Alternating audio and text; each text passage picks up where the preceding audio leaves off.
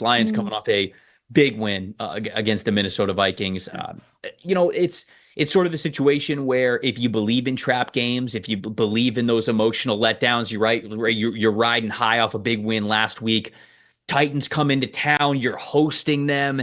Not like they've played very well this season. Could be a team that you easily overlook if you are into that sort of thing. I don't know if Dan Campbell coach group is going to be, but what do you think here? What's the matchup that matters in this game?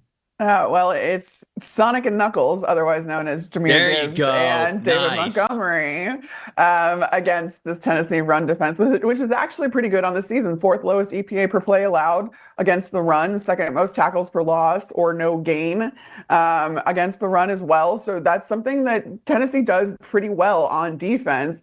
But then you have this dynamic duo that again has a video game, nicknames for themselves.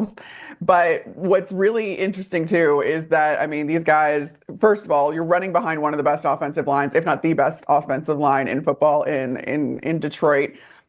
Sixth best run blocking grade for those guys. And then between the two of these guys, they have 22 rushes gaining over 10 yards. So they are perfectly capable of being explosive, albeit in different ways, right? David Montgomery is kind of this bowling ball, the knuckles of all of it, where he's going to go north-south, he's going to go inside, and he's just going to bully you. And then you have Jameer Gibbs, more of the finesse guy, more of the guy they try to get into space because he has the vision on the field, and it's only getting better. I mean, this is a guy that's in his second year and has already looked like he's been playing forever, just given how he looks when he's running and how much he can see the field as he's running. I mean, he knows his cutback lanes, but he just has this incredible vision. The third highest EPA per play on the ground between those two. So it's something that the Detroit likes to hammer, and they are so good at tailoring their offense to what the opponent's weaknesses are, and that's not necessarily, Tennessee, which is better against the run. I fully expect this to be a heavy passing game for Jared Goff, but I do think that getting these guys going is really just going to overwhelm the Tennessee defense as a whole if you can get all of these different weapons kind of working together on offense in Detroit. Yeah, I agree. I mean, this is the spread's double digits in this one, which you don't often see in the NFL. It's a game that Detroit should absolutely win at home. A matchup that I think that matters is maybe more of a long-term thing. Jameson Williams is going to miss the next 2 games due to suspension. And even though it's just 2 games, right, he's going to come back and he's going to be on the team.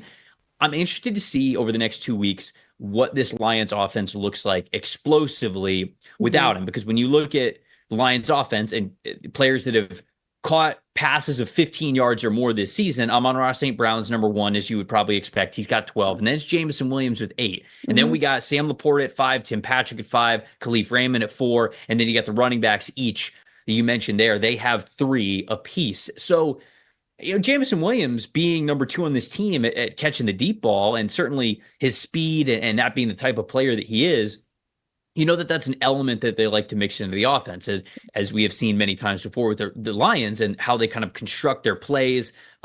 There's always a reason for everything. It's not like they're just having random wide receivers go out there and run random concepts. I think it really complements not only players individually, the types of routes that they want them to run, but also complements the rest of the offense, the rest of the flow, the rest of the play design. And so with Jameson Williams out, can this team stay explosive? Do we still get that explosiveness within their offense? And so I obviously think that's a matchup that matters for this one, but I think it's also a matchup that matters for next week and the week after and the rest of the season. How diverse is this passing attack, and how explosive can it be when it loses one of its major speed components in Jameson Williams? So that's something that I'm looking out for in this game. I see we have the same plus factor here, Calvin Ridley for the Tennessee Titans. I'll just start with Calvin Ridley. Titans are last in passing yards this season with 997 through 7 weeks. I mean, it's just not good.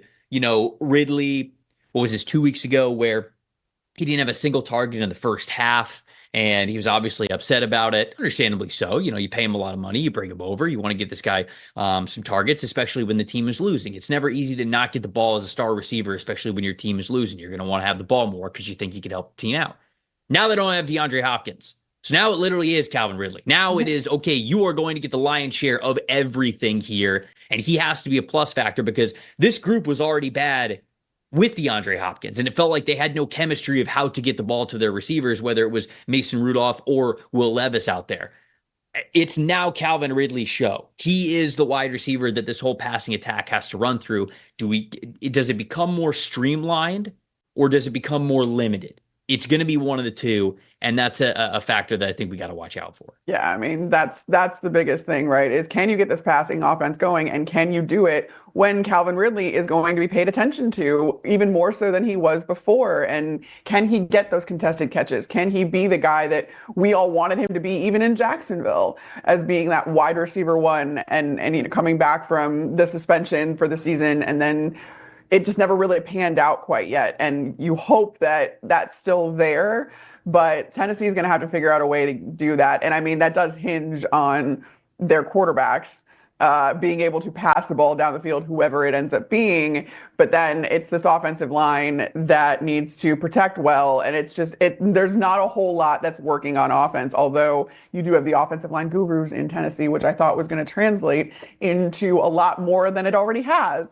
So that's, yeah, I mean, same plus factor, because that's Tennessee's only hope at this point for offense in general, is to just start passing the ball down the field. And can you rely on Calvin Ridley for that?